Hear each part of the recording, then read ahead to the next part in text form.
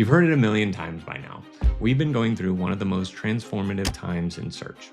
As a practitioner in search, there are three main areas that you need to be thinking about. One, how the landscape is changing and how the space that we're competing is evolving, but then also how you're positioning that internally in the organization, given the critical mass of awareness that's going on within AI search. Although a lot is changing, that does not mean that you have to forget the basics and the fundamentals.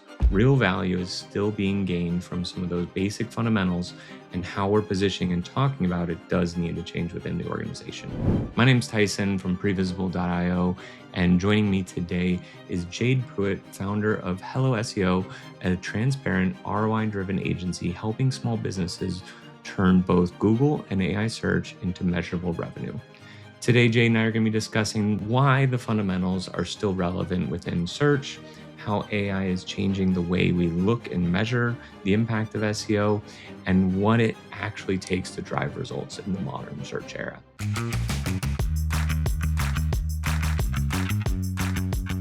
Jade, welcome back to the podcast. Hey, thanks for having me back. It's been a little while, but always great to have kind of repeat guests and be able to catch up again with you. Yeah, and last time we talked, our entire conversation was about how we just shouldn't be afraid of AI, and I feel like it's been a year. We're in a totally different landscape now. I think we're past being afraid of it. We know what we're doing now, and it's like we get new information every single week. Agreed. And I'm glad to hear though that you feel like some of the fears are dropping. I feel like I'm getting still a mixed bag where you have some people that's like, oh my God, the sky is still falling. Other people is like more just acceptance into like, this is the new norm. What do you think like the biggest kind of change? Like, why do you think people are a bit more, I guess, accepting or maybe not as fearful as last time we talked? Yeah, I think around this time last year is when a few of like the first AI tracking products were really hitting the market, and we were kind of like, "Oh, maybe we have a little bit of job security here." Because before those, it was like it's truly just a black box. Like we don't know what's going in, we don't know what's coming out, like we have no clue. And at least it feels like every couple of months we're getting like a new level of like, "Oh, there's something here that we can understand." And even if we don't know everything, like we can kind of get a good grasp on what's going on now. Yeah. And I do feel like too, it's like those like new tracking tools have been popping up like crazy lately. And it feels Yes. also like that's bringing a level of like energy into like the industry, which I think is both positive, like people seeing that there is still like growth and business gains out there in this new like environment. So to me, I think that's been also just nice to see kind of like, yeah, almost like a revitalization going on in the industry. Totally, totally. I think we all know we have jobs if we want them. Agreed. And with that though, so one of the first things we want to talk about is like fundamentals, because I think everyone does want to talk about what's new, what's changing, how this is a different SEO world than before. But it's like a good chunk is still the same world, the same game in a lot of ways that we've been playing. So like, how do you think about kind of like those fundamental practices in the industry? Yeah, I think it's really fun to talk about AI, and I think it's important to talk about like how we can gain visibility in all of these new search engines that we have. And clearly it's like those are like the sexy topics, and also it's what clients want to hear about. Like everyone's like, Mm, "Well, what are you doing for AEO, GEO, like whatever we're calling it today?" But it's like Google still has the massive majority of the market share. That's going to be like a huge, if we're doing SEO, like we can't just like not think about Google. And it's really funny. I went to MozCon, I think in like 2022, and everything was like the basics of SEO, like the, just like refining your tactics. It's like Andy Crestodina did a whole hour on just like studying the SERPs and like really digging into these basic fundamentals. And mhm. now when you go to a conference, it's just like Not everyone, but it feels like we're all just wanting to be on the cutting edge, and that's important, but also the fundamentals still are driving the majority of SEO. Which and you hit on something for me that I think I've been kind of like, I don't know about wrestling with, but kinda like playing with is the how you're positioning and framing it, because it is true. It's like there's such a broader awareness right now to search that if you're talking in the same way that we have before, even if it is still valuable items, it feels like it's not gaining the same, like, trust or, like, attention behind it. And so for me, it's like, and I've had conversations with, like, in-house SEOs where it's, like, just discussing, like, how we're positioning SEO within the organization or how to take advantage of some of that gained awareness that's going on, especially in the executive level.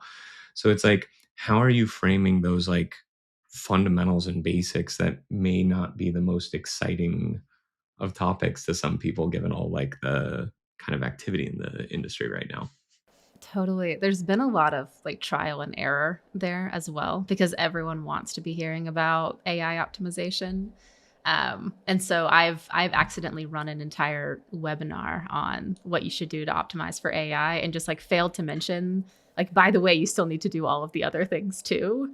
And I think that's kind of where the disconnect is. It's like good AI optimization starts with good just foundational SEO, and then there's kind of some things you can do on top of it. There's some extra layers you can kind of add on, some different nuances you can consider, but like the foundation is still the foundation at the end of the day. But it is, like you said, it is exciting that stakeholders are very invested in SEO right now because of everything they're hearing.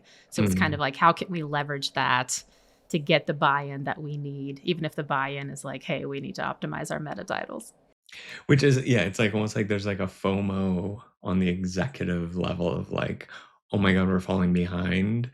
So then they wanna hear about that new emerging, even if it is a smaller portion of, like, the business. And I found, like, if I'm talking to a fellow SEO, I'll probably spend more time talking about those things because it's like, great, yeah, you still have to manage the overall impact of the business. But then it's like, yeah, if it's an executive conversation, maybe it's a slightly different flavor where it's like more on how those basics are going to set up for the other piece. I guess when you're starting with a new client, are you automatically first, let's hit the fundamentals and basics and then leveraging in or having that, or are you trying to like blend them both into the conversation? I kind of follow the client's lead, like in the sales conversation, like what are they Mm, most concerned about? I work with really small businesses and a lot of local businesses, and so typically question one is like, can we get people in the door? I don't really care where from. And then the next question is, are we going to do anything for AI search? Because I imagine when they're interviewing like a handful of SEOs, they're probably getting a mixed bag on like, is that even a part of like doing the fundamentals of SEO? Are we even paying attention to AI, which we certainly are. And there's no reason not to. There's no reason to not start tracking how all of that's working from the beginning mm. as you're making those initial optimizations. And like with that, is it, hey, this is gonna get you a seat at the table so you do have that opportunity? Or is it more kind of like how you've discussed it in the past of like, hey, this is why you have to do this because of X, Y, and Z? Like how much, I guess, into the why are you getting in those conversations? Mm, yeah, again, it's kind of where they're coming from.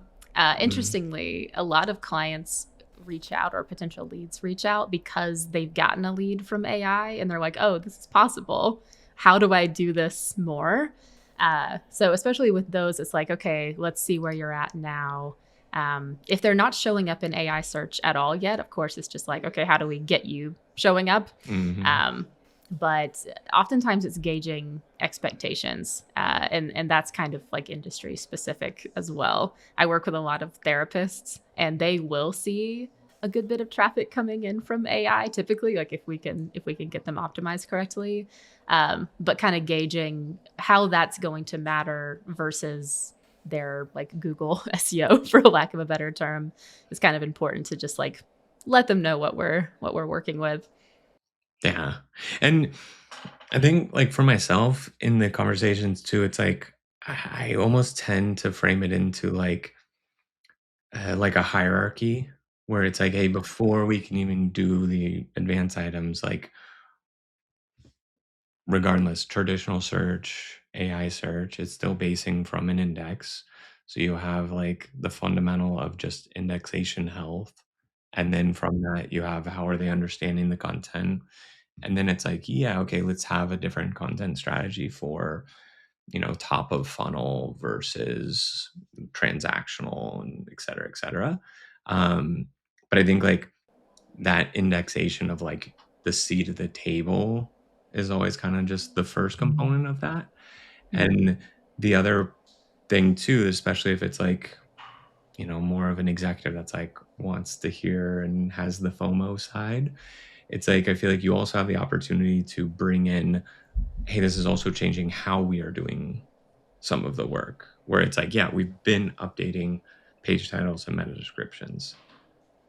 We have more tools that we can use now as we're addressing those. Like, have you found yourself like changing your approach quite a bit on like how do I give page title recommendations or meta description optimizations? Like, how much are you seeing that the way that you're working is changing? Yeah, yeah, meta descriptions is such an interesting one because I think when we talked last year, it was like, "Oh, those matter again?" I hadn't worried about optimizing a meta description in years, maybe my entire career. And then suddenly it's like, "Okay, they matter." So we kinda started with what are our best practices for meta descriptions? What have they, like, historically been? And now we're noticing a lot of those things actually don't matter. Character limit, or, like, pixel limit doesn't seem to matter quite as much as it used to, which that one definitely offends clients often if they're not getting their like little check boxes done correctly when they're checking on their own SEO. It's like, sorry about that. Um, but yeah, and that's still obviously pretty experimental. It's like, what is the best way to write these? I have noticed at the moment as making them just as straightforward as possible. Like this is exactly what this page is about.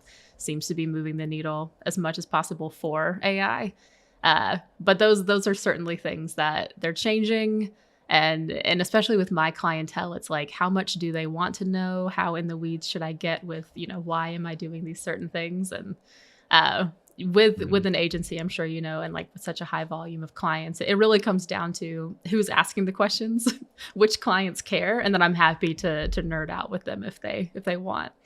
Like, we spend a lot of time talking about stuff that's not as significant as it used to be because there was kind of like, great, Google's understanding content more now, so then they don't need to rely on some of the legacy factors.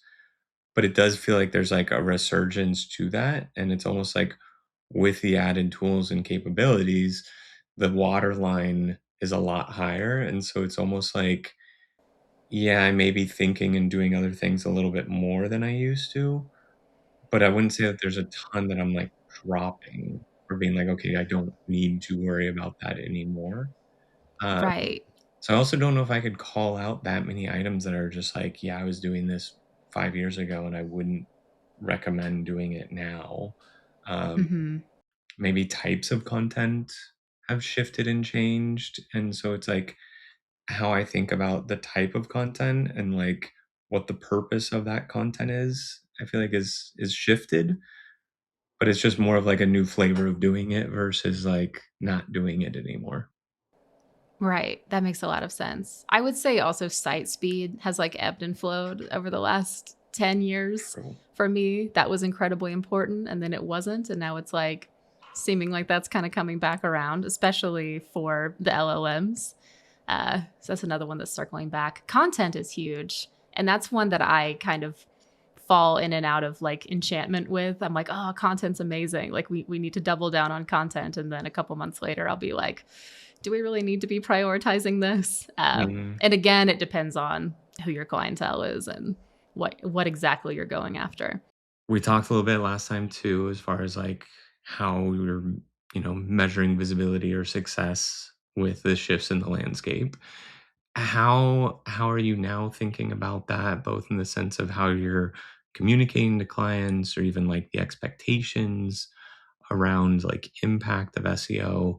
Like, how's the performance kind of like reporting side changed for you? Yeah, and I feel like a part of this is me just becoming better at my job. Either because I've just grown or because I've been forced to, but we just can't rely on many of the metrics that we used to rely on that maybe we should have never been relying on to begin with, like impressions, which, if you compare those year over year for any site in Search Console are going to look interesting because of all the updates that have been made. Same with traffic. And traffic numbers are typically down across the board because people are showing up in different ways, it's not necessarily bad. And we're also dealing with big spikes in branded search, which clients often don't want because they're like, oh, well, that's not, discovery SEO. And it's like, oh, there's like 1,000 nuances there that we have to consider.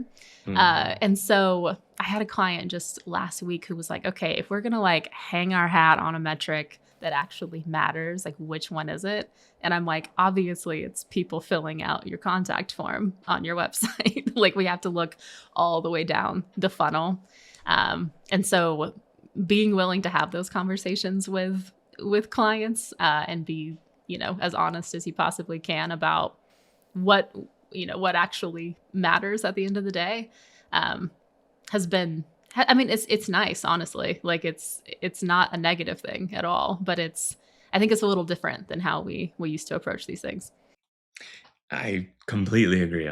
And I think like we probably like as an industry leaned way too far into like rank tracking and like pushing that. And it's like in a lot of ways it's like there were so many people in the industry pushing like rank tracking as like a measurement of success, which then it's like there was the challenge of reconditioning executives and other members of thinking about SEO as being different. And we were like, we didn't want to be viewed as the same as like a lot of the other channels and how they measure.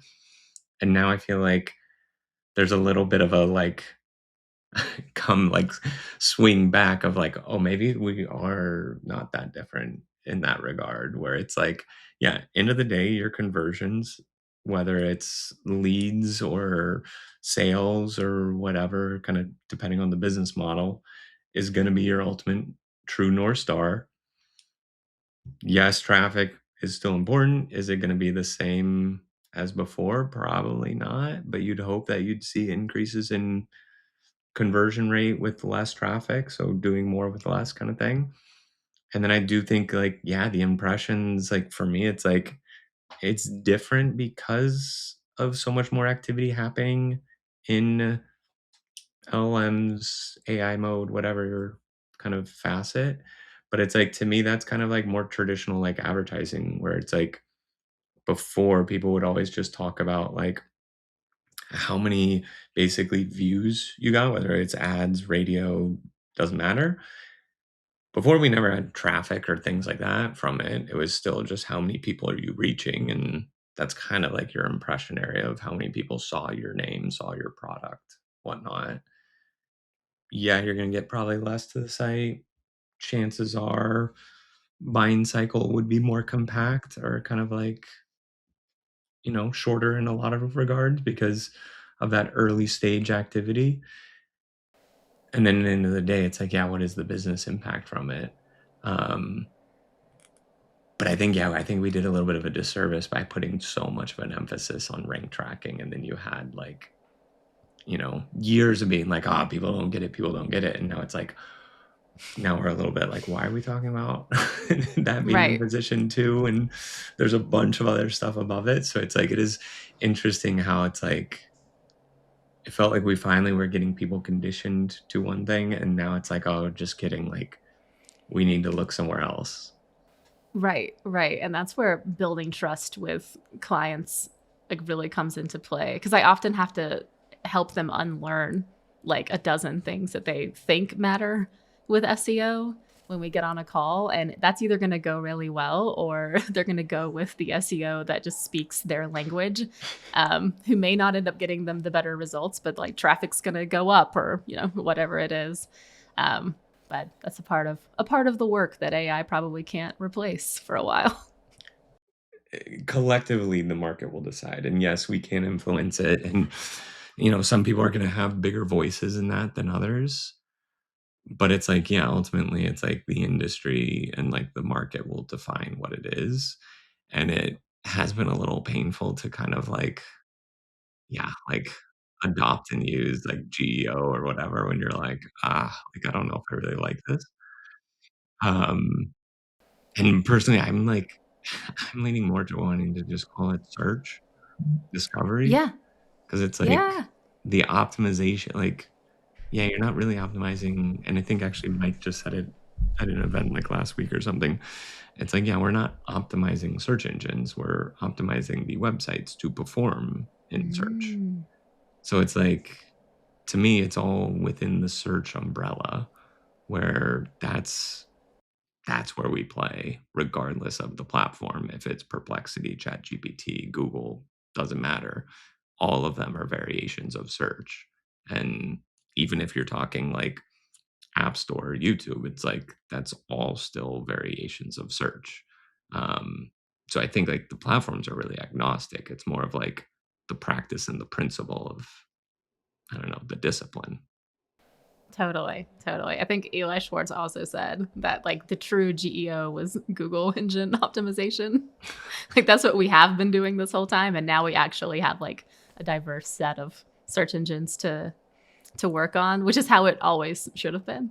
Uh, so it just depends on what you want to be excited about. Fair. Well, one other piece that I wanted to touch on before we kind of get to our, lightning round questions is like one of the things that we've talked about off air, as well as like, we even had a little bit of it kind of in like the intro when I was introducing you, is like the transparency component. And in some of like our side conversations, we've talked about that, of how that's like part of your approach to how you support businesses and clients.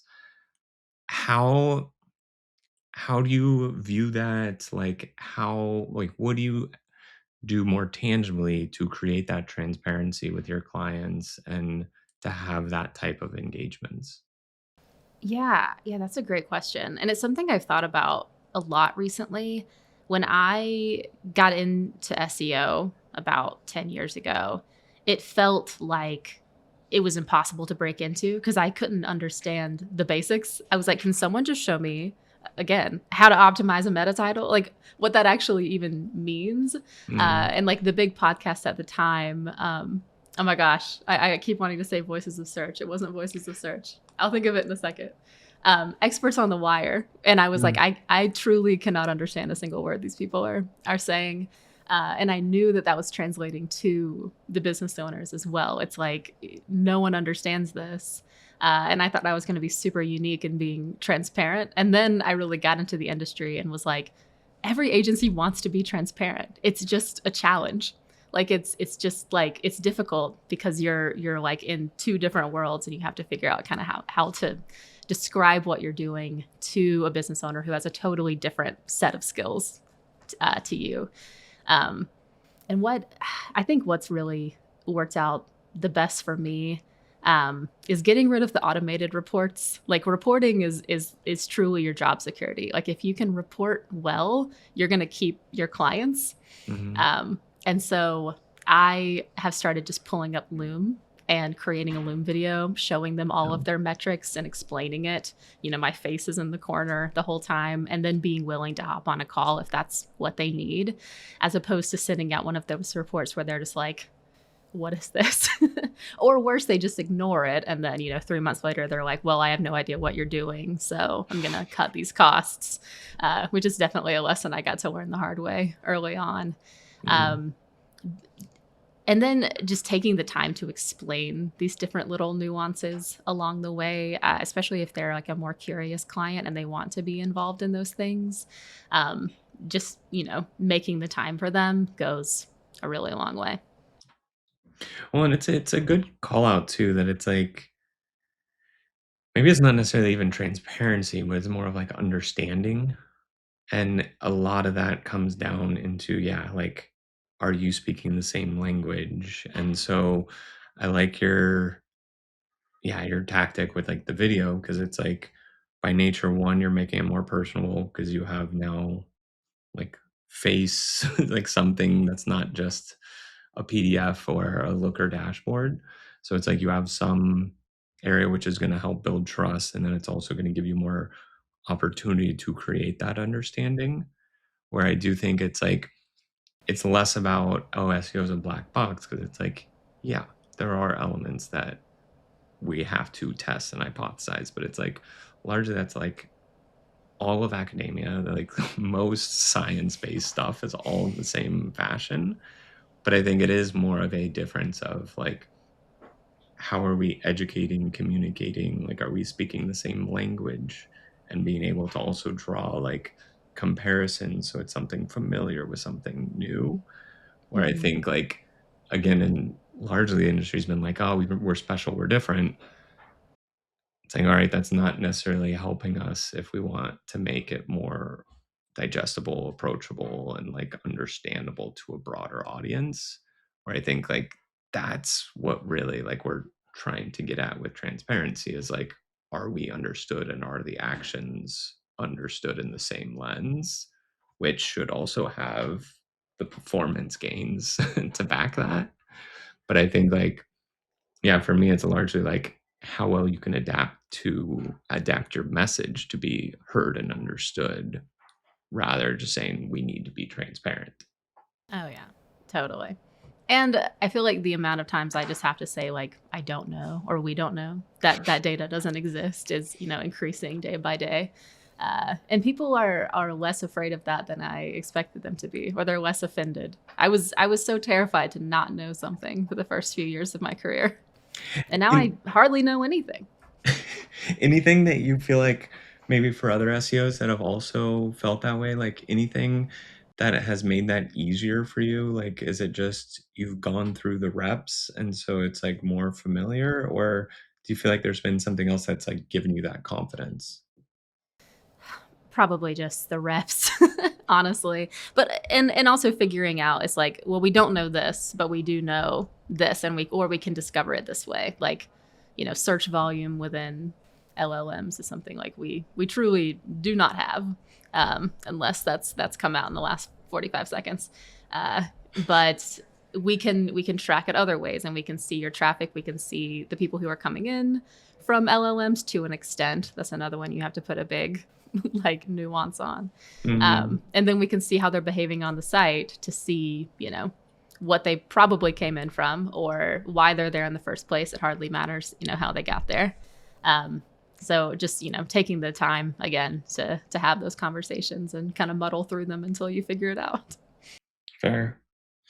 Now, one other question I have, and you mentioned earlier, like therapy or therapist is like a segment, that you have some clients and kind of worked in. And so I'm guessing there's a good chunk of kind of like regional or location specific businesses that like you're working with.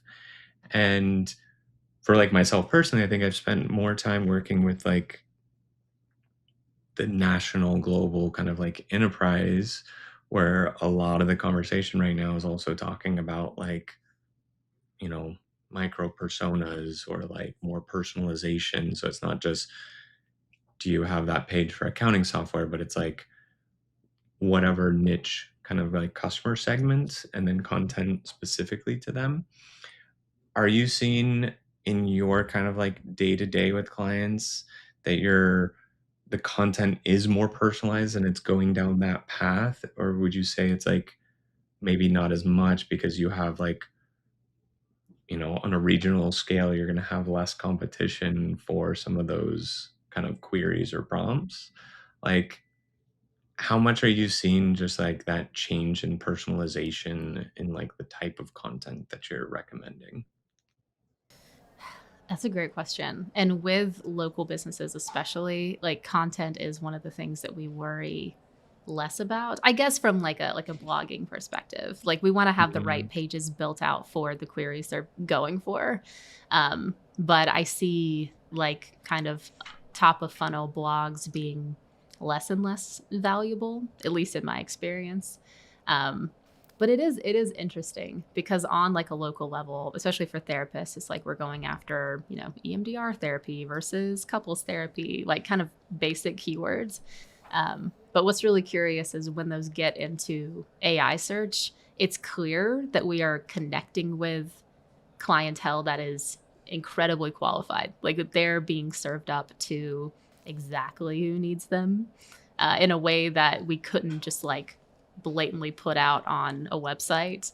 Uh, and so it is cool. Like the personalization is getting picked up, on the AI side. Interesting. And that's I don't know, it's always like local is always like a slightly different flavor to it, but it's like I feel like more and more like that's gonna be a common piece of conversation. Um, and I would assume too, it's like our capability to do that is gonna be greater given like the advances in kind of like what tools we have at our disposal. All right, Jade, we're going to move on to the lightning round. And so in this section, I'm going to throw 5 different kind of shorter form questions at you. And with that, if you're ready, we'll jump right into it. Cool. Sounds good. All right. So, first question. What's one SEO tactic people should stop overcomplicating? Probably meta descriptions, and meta titles. I think if you're kind of stuck in they need to be these certain character limits and they need to follow this certain format that might have been coined 10 years ago, it might be time to rethink and experiment with your tactics a little bit. Absolutely. It's like keep it simple, keep it straightforward. You'll be all right. I think for me, one that I would say overcomplicating is reporting.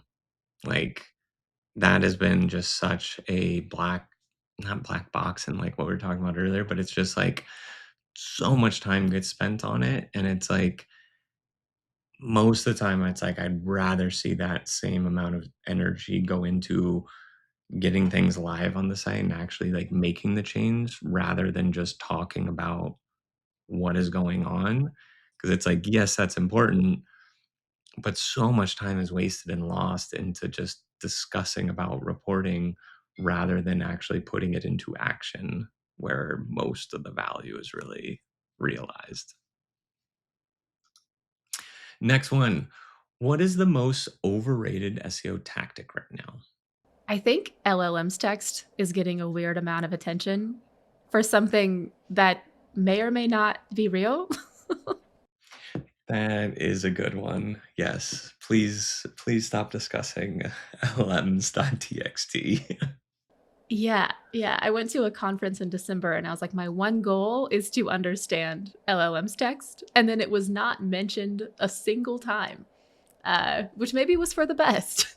Yeah. I think it's like it sounds good in theory, but then when it's like you're realizing that they're not really being looked at and it's like, yeah, they're just not being used.